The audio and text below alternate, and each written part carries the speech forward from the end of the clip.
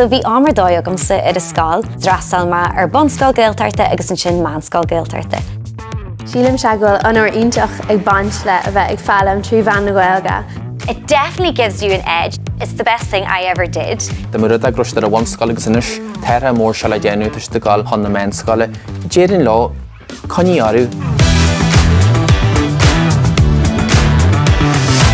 Drastal mé ar scoil an Gaelach. Bhí an Gaelgag spurlag am hana féin Berda Soália agus an Gaelgas sa scoil, and I left school and I studied film. I think I was always interested in the arts. From my experience when I went to the Irish Language School, that was something huge for me, that there was as much offered in the arts as it was in maths and physics, which I wasn't very good at.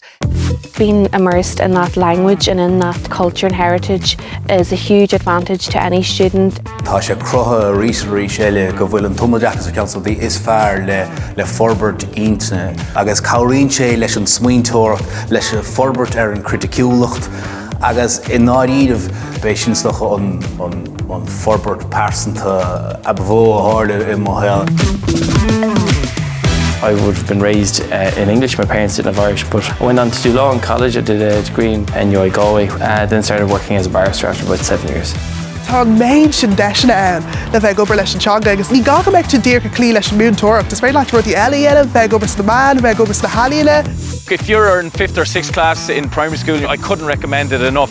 If you go to Gael Chaloshta, not only do you get to appreciate the Gaeilge a little bit more, but you get an introduction to Gaelic games, to football, to hurling, to rounders, to camogie.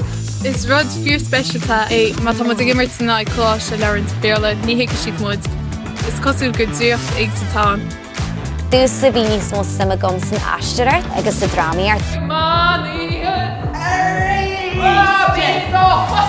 Den drama ain't táhacht a dús a hiú cursaí sosiálta de bhain ma near cairde faoi teirs na blianta agus is balla dothirte hon cean go dhéanamh go thir bríding éideag. Could be mór chomáid ar bhar tíomhaíta ar scála.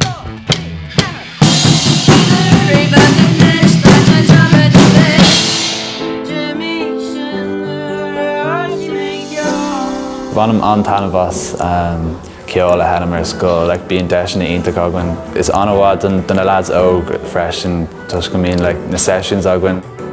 Bé pobl agad am an seo fásta tá pobl na Gaeilge ionta cairdeil agus ionta coideil agus na a hasan túr gnne aber agus túr an óscáil nó má tá pasta agad am an seo agus fáinte má bhfuil Gaeilge acu. Tá sé casa go bhfuil beidir rúmbag idiribh, tugann sé daoine le chéile ar ggóid speisialta.